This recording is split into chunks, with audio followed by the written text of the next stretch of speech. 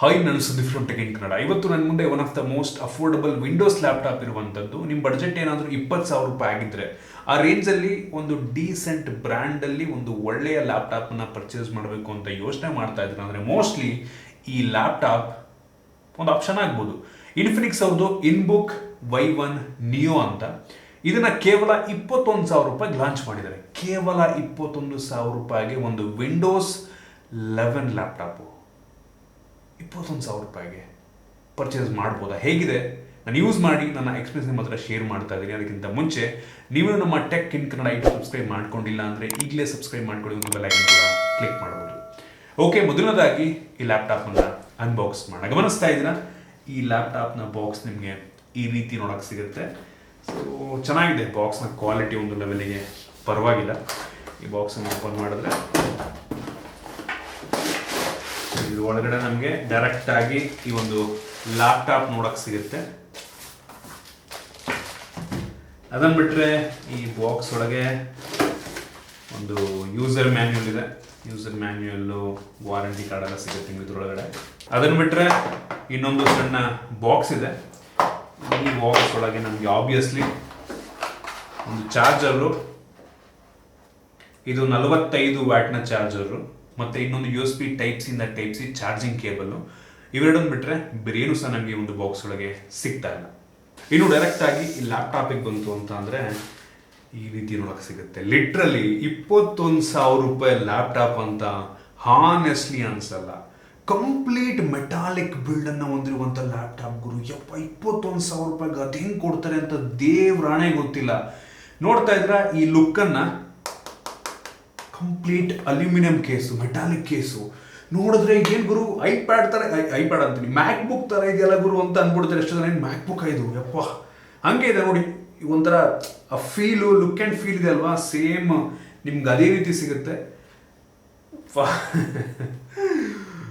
ಒಂಥರ ಕಲರ್ ಎಲ್ಲ ನೋಡಿ, ಕಲರ್ ಕಾಂಬಿನೇಷನ್ ಎಲ್ಲ ನೋಡಿದ್ರೆ ಒಂದು ರೀತಿ ಮ್ಯಾಕ್ಬುಕ್ ಏನಾ ಅಂತ ಅನ್ಸ್ಬಿಡುತ್ತೆ. ದೊಡ್ಡ ಡಿಸ್ಪ್ಲೇ ಇದೆ, ಕೀಬೋರ್ಡ್ ಸೈಜ್ ಕೂಡ ಒಂದು ಲೆವೆಲ್ಗೆ ದೊಡ್ಡದಾಗಿದೆ. ಕೀಪ್ಯಾಡ್ ನೋಡ್ತಾ ಇದ್ದೀರಾ, ಈ ಟಚ್ ಪ್ಯಾಡ್ ಇದೆ ಅಲ್ವಾ, ಸೊ ಇದು ಕೂಡ ಒಂದು ಲೆವೆಲ್ಗೆ ತುಂಬ ದೊಡ್ಡದಾಗಿದೆ.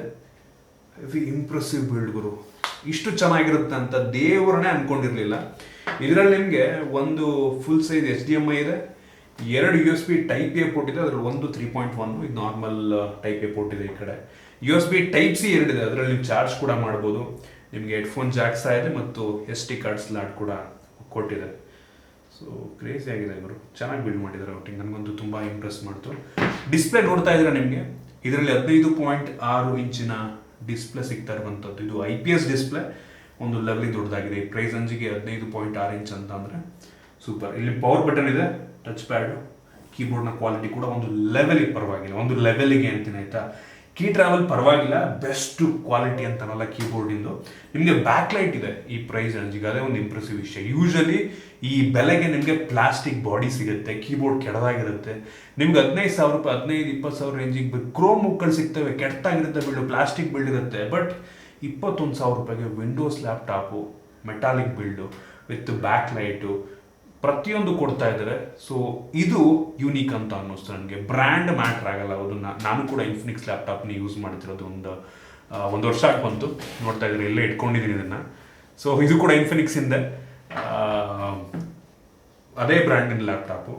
ಸೊ ಸದ್ಯಕ್ಕೊಂದು ಚೆನ್ನಾಗಿದೆ ಆಯಿತಾ. ಇನ್ಫಿನಿಕ್ಸ್ ಹೊಸ ಬ್ರ್ಯಾಂಡ್ ಹೌದು, ಯೂಸ್ ಮಾಡ್ತಾ ಎಕ್ಸ್ಪೀರಿಯನ್ಸ್ ಹೆಂಗಿರುತ್ತೆ ಅಂದರೆ, ನಾನು ಲ್ಯಾಪ್ಟಾಪ್ ಯೂಸ್ ಮಾಡಿರೋ ಮುಖಾಂತರ ನಾನು ಹೇಳೋಂಗೆ ಇದುವರೆಗೂ ನನಗೆ ಆ ರೀತಿ ಯಾವುದೇ ತೊಂದರೆನ ಕೊಟ್ಟಿಲ್ಲ. ಇವ್ರದ್ದು ಸರ್ವಿಸ್ ಕೂಡ ಒಂದು ಲೆವೆಲಿಗೆ ಚೆನ್ನಾಗಿದೆ. ಸೊ ನಾವು ಟ್ರೈ ಮಾಡೋದಕ್ಕಿಲ್ಲ, ಈಗ ಅಫೋರ್ಡಬಲ್ ಆಗಿದೆ. ಅದೇ ಬೇರೆ ಬ್ರ್ಯಾಂಡ್ ತೊಗೊಳಕ್ಕೆ ಹೋದರೆ ಸ್ವಲ್ಪ ಬೆಲೆ ಜಾಸ್ತಿ ಆಗುತ್ತೆ. 1 ವರ್ಷ ವಾರಂಟಿ ಜೊತೆ ಸಿಗುತ್ತೆ. ಸೊ ನೋಡಿ, ವಿಂಡೋಸ್ ಲ್ಯಾಪ್ಟಾಪ್ ಅಲ್ವಾ, ಸೊ ಅದರಿಂದ ಒಂದು ಆಪ್ಷನ್ ಆಗಂತೂ ಇಟ್ಕೊಬೋದು. ಇದರಲ್ಲಿ ನಮಗೆ 8 GB ರ್ಯಾಮ್ ಸಿಗ್ತಾ ಇದೆ. 8 GB ರ್ಯಾಮು, ಅದು LPDDR4X ರ್ಯಾಮು. ಪರವಾಗಿಲ್ಲ ಗುರು, 8 GB ಅಂತ ಅಂದರೆ ಈ ಪ್ರೈಸ್ ರೇಂಜ್ಗೆ. ಮತ್ತು 2 ಸ್ಟೋರೇಜ್ ವೇರಿಯಂಟ್ ಇದೆ, 256 GB ಸ್ಟೋರೇಜ್ ವೇರಿಯಂಟು, ಇನ್ನೊಂದು 512 GB. SSD ಕೊಟ್ಟಿದ್ರೆ ನಾರ್ಮಲ್ SSD ಆಯಿತಾ. ಸೊ ನೀವು NVMe ಎಲ್ಲ ಎಕ್ಸ್ಪೆಕ್ಟ್ ಮಾಡೋದಕ್ಕಾಗಲ್ಲ ಈ ಪ್ರೈಸ್ ರೇಂಜಲ್ಲಿ. ಕೊಟ್ಟಿದ್ರೆ ಚೆನ್ನಾಗಿರ್ತಿತ್ತು ನನಗೆ ಅನ್ನಿಸ್ದಂಗೆ. ಮತ್ತು ಸೆಲ್ರಾನ್ ಪ್ರೊಸೆಸರ್ ಇದೆ ಇಂಟೆಲಿಂದು. ಇದು 11th ಜನರೇಷನ್ ಪ್ರೊಸೆಸರ್ ಆಯಿತಾ. ಸೆಲ್ರಾನ್ N5100 ಅಂತ, ಇದು Quad core processor. So 4 core ಇರುತ್ತೆ. ಸೊ ಆಕ್ಟಾ ಕೋರ್ ಇದ್ದಿದ್ರೆ ಚೆನ್ನಾಗಿರೋದು, ಬಟ್ ಆಕ್ಟಾ ಕೋರು ಲ್ಯಾಪ್ಟಾಪಲ್ಲೆಲ್ಲ ತುಂಬ ಕಡಿಮೆ ಆಯಿತಾ. ಯೂಶ್ವಲಿ ಕ್ವಾಡ್ ಕೋರ್ ಇರುತ್ತೆ ಇಂಟೆಲಿಂದು. ಇದು ಒಂದು ಬೇಸಿಕ್ ಯೂಸಿಗೆ, ಒಂದು ಬೇಸಿಕ್ ಕೆಲಸಗಳಿಗೆ, ಆಫೀಸ್ ಆಗಿರ್ಬೋದು ಅಥವಾ ಏನೋ ಮೂವಿ ನೋಡೋದಕ್ಕೆ, ಬ್ರೌಸಿಂಗ್ ಮಾಡೋದಕ್ಕೆ, ರಿಸರ್ಚ್ ಮಾಡೋದಕ್ಕೆ, ಪವರ್ ಪಾಯಿಂಟನ್ನು ಮಾಡೋದಕ್ಕೆ, ಈ ರೀತಿ ಬೇಸಿಕ್ ಕೆಲಸಗಳಿಗೆ ಆರಾಮಾಗುತ್ತೆ, ಏನು ತೊಂದರೆ ಆಗೋದಿಲ್ಲ ನಿಮಗೆ ಆಯಿತಾ. ಹೆವಿ ಜಾಸ್ತಿ ಎಕ್ಸ್ಪೆಕ್ಟೇಷನ್ ಇಟ್ಕೊಳ್ಳೋದಕ್ಕೆ ಹೋಗ್ಬಿಡಿ. ತುಂಬ ಬೇಸಿಕ್ ಲ್ಯಾಪ್ಟಾಪ್ ಇದೆ, ತುಂಬ ಎಂಟ್ರಿ ಲೆವೆಲ್ ಲ್ಯಾಪ್ಟಾಪ್ ಅಂತ ಅನ್ಬೋದು ವಿಂಡೋಸಲ್ಲಿ ಆಯಿತಾ. ನಿಮಗೆ ಕ್ರೋಮ್ ಬುಕ್ ತಗೊಳ್ಳೋಕ್ಕಿಂತ ಎಷ್ಟೋ ಬೆಟರು, ನನಗೆ ಕ್ರೋಮ್ ಬುಕ್ ಆಪ್ಷನ್ಗಿಂತ ಎಷ್ಟೋ ಬೆಟರ್. ನಿಮಗೆ 15,000 ಕೊಟ್ಟು ಕ್ರೋಮ್ ಬುಕ್ ತೊಗೊಳೋದು 5,000 ಸ್ವಲ್ಪ ಜಾಸ್ತಿ ಕೊಟ್ಟು ಈ ಲ್ಯಾಪ್ಟಾಪ್ ತೊಗೊಂಡ್ರೆ ಎಷ್ಟೋ ಬೆಟರ್ ಅಂತ ನನ್ನ ಒಂದು ಒಪಿನಿಯನ್ನು. ಇದರಲ್ಲಿ ಇಂಟಿಗ್ರೇಟೆಡ್ ಗ್ರಾಫಿಕ್ ಇದೆ ಇಂಟೆಲ್ ಅವ್ರನ್ನೇ. ಸೊ ಅದು ಸಣ್ಣ ಸಣ್ಣ ಗೇಮ್ಗಳನ್ನ ಆಡ್ಕೊಬೋದು, ಹೆವಿ ಎಲ್ಲ ಸಣ್ಣ ಸಣ್ಣದು ಏನೋ ಕ್ಯಾಂಡಿ ಕ್ರಶ್ ಲೆವೆಲ್ ಗೇಮ್ಗಳು ಆಡ್ಕೊಬೋದು ಅಷ್ಟೇ ನೀವು, ಆ ರೀತಿ ಆಯಿತಾ. ಸೊ ಹೆವಿ ಜಾಸ್ತಿ ಇದು ಮಾಡೋಕೆ ಹೋಗ್ಬಿಡಿ. ಬಟ್ 21,000 ರೇಂಜಿಗೆ ಕಣ್ಣು ಮುಚ್ಕೊಂಡು ಪರ್ಚೇಸ್ ಮಾಡ್ಬೋದು. ಆ ಫೀಚರ್ನ ಇದರಲ್ಲಿ ಅವ್ರು ಕೊಟ್ಟಿದ್ದಾರೆ. ಸೊ ವಿಂಡೋಸ್ 11 ಮುಂಚೆನೇ ಪ್ರೀ ಇನ್ಸ್ಟಾಲ್ ಆಗಿರುತ್ತೆ, ನೀವು ಸಪ್ರೇಟಾಗಿ ಇನ್ಸ್ಟಾಲ್ ಮಾಡುವಂಥ ಅವಶ್ಯಕತೆ. ಆಟೋಮೆಟಿಕಾಗಿ ವಿಂಡೋಸ್ ನಿಮ್ಗೆ ಅಪ್ಡೇಟ್ ಕೂಡ ಬರುತ್ತೆ ನೆಕ್ಸ್ಟ್ ಎಲ್ಲ. ಮತ್ತು ನಿಮ್ಗೆ ಇದರಲ್ಲಿ ಸ್ಟೂಡೆಂಟ್ಸ್ಗಳಿಗೆ ಸ್ವಲ್ಪ ಆಫರ್ ಎಲ್ಲ ಸಿಗ್ತದೆ, ಅದನ್ನು ಬೇಕಾದ್ರೆ ನೀವು ರಿಡೀಮ್ ಕೂಡ ಮಾಡ್ಕೊಬೋದು. ಮತ್ತು ಮೈಕ್ರೋಸಾಫ್ಟ್ ವರ್ಡ್ ಆಫೀಸ್ ಎಲ್ಲ ಮುಂಚೆನೇ ಇರೋದಿಲ್ಲ, ನೀವು ಸಪ್ರೇಟಾಗಿ ಪರ್ಚೇಸ್ ಮಾಡಬೇಕಾಗುತ್ತೆ. ಸ್ಟೂಡೆಂಟ್ ಎಲ್ಲ ಸ್ವಲ್ಪ ಕಡಿಮೆ ಸಿಗುತ್ತೆ, ನೀವು ಪರ್ಚೇಸ್ ಮಾಡಬಹುದು. ನನಗಂತೂ ಈ ಲ್ಯಾಪ್ಟಾಪ್ ತುಂಬ ಇಂಪ್ರೆಸ್ ಮಾಡ್ತು. ಫ್ರಂಟಲ್ಲಿ ನಿಮಗೆ ಫುಲ್ HD ಕ್ಯಾಮ್ರಾ ಕೊಟ್ಟಿದ್ದಾರೆ ಆಯಿತಾ, ವೆಬ್ ಕ್ಯಾಮ್ರಾ. ಸೊ ಇದರ ಕ್ವಾಲಿಟಿ ಕೂಡ ಒಂದು ಲೆವೆಲಿಗೆ ಚೆನ್ನಾಗಿದೆ ಅಂತ ಅನ್ನಿಸ್ತು. ಡಿಸ್ಪ್ಲೇ ಹೇಳಿದ್ನಲ್ಲ, ಫುಲ್ HD ಡಿಸ್ಪ್ಲೇ, ಒಂದು ಲೆವೆಲಿಗೆ ಬ್ರೈಟ್ ಆಗಿದೆ. 250 ನಿಟ್ಸ್ನ ಪೀಕ್ ಬ್ರೈಟ್ನೆಸ್ ಅನ್ನು ಹೊಂದಿರುವಂಥ ಡಿಸ್ಪ್ಲೇ. ಪರವಾಗಿಲ್ಲ ಗುಡಿ, ಪ್ರೈಸ್ ರೇಂಜಿಗೆ ನನಗೇನೋ ಚೆನ್ನಾಗಿದೆ ಅಂತ ಅನ್ನಿಸ್ತು. ಬೆಲೆ ನೋಡ್ಕೊಂಡು ಜಡ್ಜ್ ಮಾಡ್ತಾ ಇದ್ದೀನಿ ನಾನು. 35-40 ಸಾವಿರ ರೇಂಜಿನ ಲ್ಯಾಪ್ಟಾಪಿಗೆ ನಾನು ಕಂಪೇರ್ ಮಾಡೋದಕ್ಕಾಗೋದಿಲ್ಲ. ಡಿಸ್ಪ್ಲೇ ನಂಗೆ ಅನ್ನಿಸ್ದಂಗೆ ಚೆನ್ನಾಗಿದೆ, ತುಂಬ ಲೈಟ್ ಇದೆ, ಒಂದು ಲೆವೆಲಿಗೆ ತಿನ್ನಕ್ಕೆ ಕೂಡ ಇರುವಂಥದ್ದು. ನನಗೇನೋ ಯಾವುದೇ ಪ್ರಾಬ್ಲಮ್ ಇದೆ ಅಂತ ಅನ್ನಿಸ್ತಿರ ಲ್ಯಾಪ್ಟಾಪಲ್ಲಿ. ಬೆಲೆ ನೋಡ್ಕೊಂಡು ಜಡ್ಜ್ ಮಾಡ್ತಾ ಇದ್ದೀನಿ, ಅಂದರೆ ಬೆಲೆ ನೋಡಿಕೊಂಡು ನನಗಂತೂ ಇಷ್ಟ ಆಯಿತು. ಇನ್ನು ಈ ಲ್ಯಾಪ್ಟಾಪ್ನ ಕನೆಕ್ಟಿವಿಟಿ ಬಗ್ಗೆ ಮಾತನಾಡಬೇಕಂತ ಅಂದರೆ ಇದರಲ್ಲಿ ಡ್ಯುಯಲ್ ಬ್ಯಾಂಡ್ ವೈಫೈ ಸಪೋರ್ಟ್ ಆಗುತ್ತೆ, 2.4 GHz ಮತ್ತು 5 GHz ಕೂಡ ಸಪೋರ್ಟ್ ಆಗುತ್ತೆ. ಜೊತೆಗೆ ಬ್ಲೂಟೂತ್ 5.1 ಕೂಡ ಇದೆ, ನೀವು ಆರಾಮಾಗಿ ಹೆಡ್ಫೋನ್ನ ಕೂಡ ಕನೆಕ್ಟ್ ಮಾಡ್ಕೊಬೋದು, ಒಂದು ಒಳ್ಳೆಯ ವಿಷಯ. ಇನ್ನು ಈ ಲ್ಯಾಪ್ಟಾಪ್ನ ಬ್ಯಾಟ್ರಿ ಬ್ಯಾಕಪ್ ಬಗ್ಗೆ ಮಾತನಾಡಬೇಕು ಅಂತ ಅಂದರೆ ಈ ಲ್ಯಾಪ್ಟಾಪಲ್ಲಿ 40 ವ್ಯಾಟ್ ಬ್ಯಾಟ್ರಿ ಇದೆ.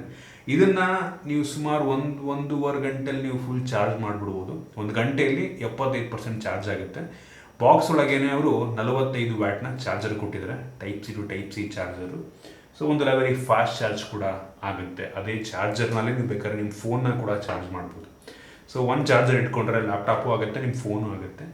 ಸೊ ಒಂದೊಳ್ಳೆ ಆಪ್ಷನ್ ಕೊಟ್ಟಿದ್ದಾರೆ ನನಗೆ ಅನ್ನಿಸ್ದಂಗೆ. ಸೊ ಬ್ಯಾಟ್ರಿ ಬ್ಯಾಕಪ್ ಬಗ್ಗೆ ಹೇಳಬೇಕು ಅಂದರೆ ನಿಮ್ಮ ಮೇಲೆ ಡಿಪೆಂಡ್ ಆಗಿ ನೀವು ಯಾವ ರೀತಿ ಯೂಸ್ ಮಾಡ್ತೀರಾ. ಹೆವಿ ಹೈ ಪರ್ಫಾರ್ಮಿಂಗ್ ಟಾಸ್ಕ್ ಮಾಡ್ತಾ ಇದ್ದೀರಾ ಅಥವಾ ಮೂವಿ ನೋಡ್ತಾ ಇದ್ದೀರಾ, ಅದ್ರ ಮೇಲೆ ಡಿಪೆಂಡ್ ಆಗುತ್ತೆ. ನೀವು ಮೂವಿ ನೋಡ್ತಾ ಇದ್ದೀರಾ ಅಂದರೆ ನನಗೆ ಅನ್ನಿಸ್ತಂಗೆ ಒಂದು 10-11 ಗಂಟೆ ಆರಾಮಾಗಿ ಬ್ಯಾಟ್ರಿ ಬ್ಯಾಕಪ್ ಬರುತ್ತೆ. ಸೊ ಆ ರೀತಿ.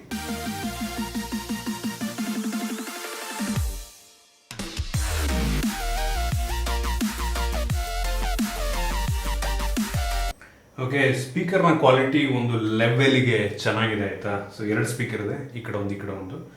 ಸೊ ಕ್ಲಾರಿಟಿ ಪರವಾಗಿಲ್ಲ ಅನ್ನಿಸ್ತು, ಒಂದು ಲೆವೆಲಿಗೆ ಜ್ವರ ಕೇಳುತ್ತೆ, ಹೆವಿ ಜ್ವರ ಅಂತ ಅನ್ನಲ್ಲ.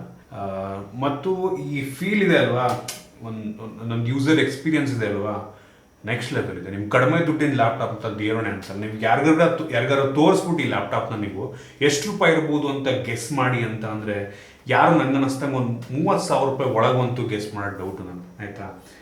ಪಕ್ಕ ಯಾರು ಗೆಸ್ ಮಾಡಲ್ಲ. ಸೊ ಕ್ರೇಜಿ, ನನಗಂತೂ ತುಂಬ ಇಷ್ಟ ಆಯಿತು. ನೀವು ಆರಾಮಾಗಿ ಈ ಲ್ಯಾಪ್ಟಾಪನ್ನು 21,000 ರೇಂಜಲ್ಲಿ ಪರ್ಚೇಸ್ ಮಾಡ್ಬೋದು, ಇದು ನನ್ನ ಒಪಿನಿಯನ್ನು. ಫಸ್ಟ್ ಇಂಪ್ರೆಷನ್ ಅಂತೂ ಚೆನ್ನಾಗಿದೆ, ಯೂಸ್ ಮಾಡ್ತಾ ಆಮೇಲೆ ಏನಾದರೂ ಗೊತ್ತಿಲ್ಲ, ನಾನು ನೋಡೋಣ, ಲಾಂಗ್ ಟರ್ಮ್ ವ್ಯೂ ಮಾಡೋಕ್ಕೆ ಟ್ರೈ ಮಾಡ್ತೀನಿ. ಸೊ ನನ್ನ ಒಪಿನಿಯನ್ನು, ನಾನು ಈ ಇನ್ಫಿನಿಕ್ಸ್ ಲ್ಯಾಪ್ಟಾಪ್ನ ತುಂಬ ದಿನಗಳಿಂದ ಯೂಸ್ ಮಾಡ್ತೀನಿ, ಇಲ್ಲಿ ತನಕ ನನಗೆ ತೊಂದರೆ ಕೊಟ್ಟಿಲ್ಲ. ಈ ಕಾರಣದಿಂದ ಇದನ್ನು ಕೂಡ ಸಜೆಸ್ಟ್ ಮಾಡ್ತಾ ಇದ್ದೀನಿ. 1 ವರ್ಷ ವಾರಂಟಿ ಸಿಗುತ್ತೆ, ಪರ್ಚೇಸ್ ಮಾಡಬಹುದು. ಸೊ ಇಷ್ಟು ಈ ಲ್ಯಾಪ್ಟಾಪ್ನ ಬಗ್ಗೆ ನನ್ನ ಆನೆಸ್ಟ್ ಒಪಿನಿಯನ್ನು. ನಿಮಗೆ ಇದ್ರ ಬಗ್ಗೆ ಏನು ಅನಿಸ್ತು ದಯವಿಟ್ಟು ಕೆಳಗಡೆ ಕಾಮೆಂಟ್ ತಿಳಿಸ್ಬೋದು. ಇಷ್ಟ ಆಗಿದೆ ದಯವಿಟ್ಟು ಲೈಕ್ ಮಾಡಿ, ಶೇರ್ ಮಾಡಿ. ರೀತಿ ನಮ್ಮ ಬೇರೆ ವೀಡಿಯೋಗಳಿಗೆ ನಮ್ಮ tech in Kannada YouTube subscribe ಮಾಡ್ಕೊಂಡಿಲ್ಲ ಅಂದರೆ ಇಲ್ಲ ಸಬ್ಸ್ಕ್ರೈಬ್ ಮಾಡ್ಕೊಂಡು ಬೆಲ್ ಐಕಾನ್ ಕೂಡ ಕ್ಲಿಕ್ ಮಾಡ್ಬೋದು. ಸಿಗೋಣ ಮುಂದಿನ ವೀಡಿಯೋದಲ್ಲಿ.